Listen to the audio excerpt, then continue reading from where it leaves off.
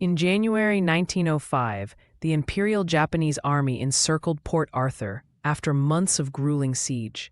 General Nogi Marisuke's forces, numbering over 100,000 men, finalized plans for a decisive assault. Intelligence reports indicated severe Russian supply shortages, but the fortress's 506-meter hill defenses remained formidable. Japanese artillery units positioned 198 Type 31 75mm field guns at optimal firing angles. This scene captures the eerie calm before one of history's bloodiest frontal attacks, where over 16,000 Japanese soldiers would perish in just 3 days. On January 1, 1905, the night before the assault, Japanese troops exhibited remarkable discipline mixed with fatalism. Many wrote Gyokusai, shattered jewel, letters, referencing the samurai code of honorable death. Medical Corps prepared 20,000 first aid packages, while Buddhist chaplains conducted purification rites. Russian searchlights from Fort Chikwan periodically swept no man's land, revealing the 800 meters of frozen ground troops would cross. Psychological studies later showed 73% of assault troops expected to die, based on recovered diaries.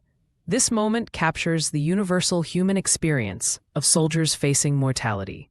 At 0500 hours on January 2nd, 150 Japanese guns opened a concentrated barrage targeting Russian machine gun nests on 203-meter hill. Artillery officers used new time-on-target techniques learned from German advisors. Despite firing 12,000 rounds in 6 hours, the bombardment proved ineffective against reinforced concrete bunkers, a lesson that would haunt World War I tacticians. Russian counter-battery fire from 6-inch Kanet naval guns caused 23% casualties among Japanese gun crews. This failed softening up operation foreshadowed the coming disaster, as smoke from the barrage ironically provided cover for Russian reinforcements. At 1100 hours, the 1st Division's 15,000 troops began their advance across frozen ground. Russian defenders held fire until attackers reached 300 meters, then unleashed interlocking machine gun fire from 72 Maxim guns.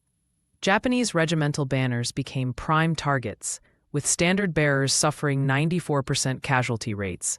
Within 30 minutes, entire companies ceased to exist. The 3rd Regiment lost 1,200 of 1,500 men.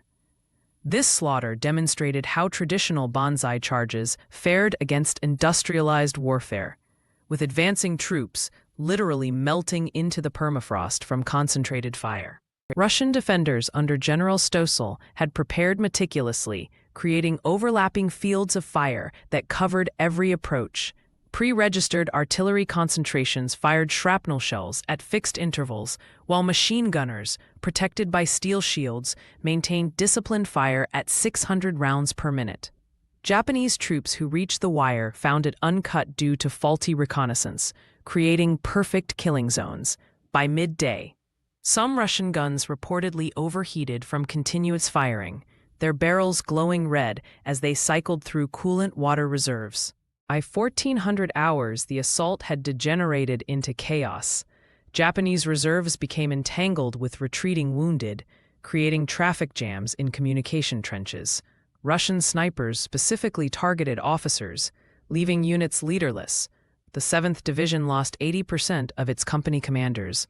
Medical stations overflowed with 4,000 casualties in the first 4 hours, with surgeons reporting 3-to-1 ratio of gunshot to artillery wounds. This scene captures the moment when even the most disciplined Imperial Army troops began showing signs of combat fatigue, with some veterans of the Battle of Nanshan reportedly weeping uncontrollably. A few Japanese troops, who breached Russian lines, faced brutal hand-to-hand combat in the maze of trenches.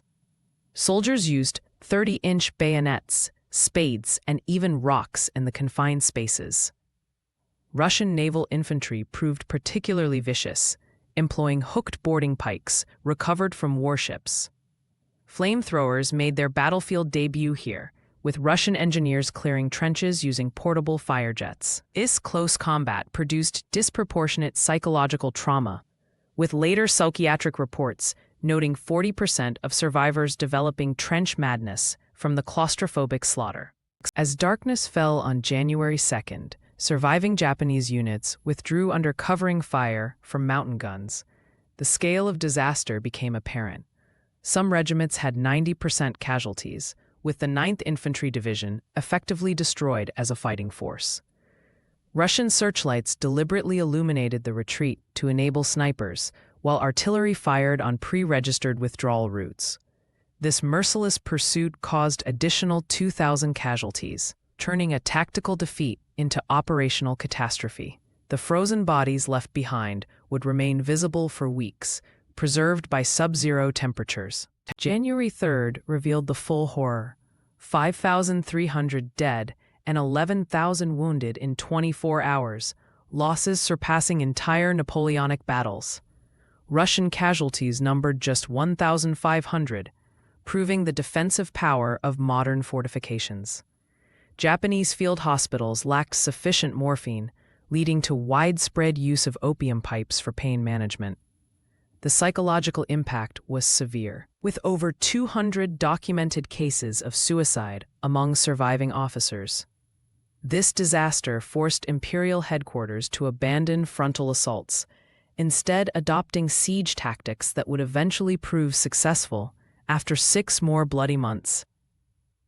Despite the catastrophe, Japanese forces immediately began preparing for prolonged siege. Sappers started tunneling operations that would eventually stretch over 50 kilometers, while 280mm howitzers were brought up to pound Russian positions. This moment captures the paradoxical Japanese military ethos.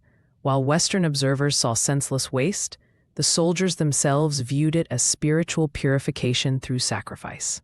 The lessons learned here about machine gun dominance and siege warfare would influence military tactics for decades, foreshadowing the horrors of World War I's Western Front.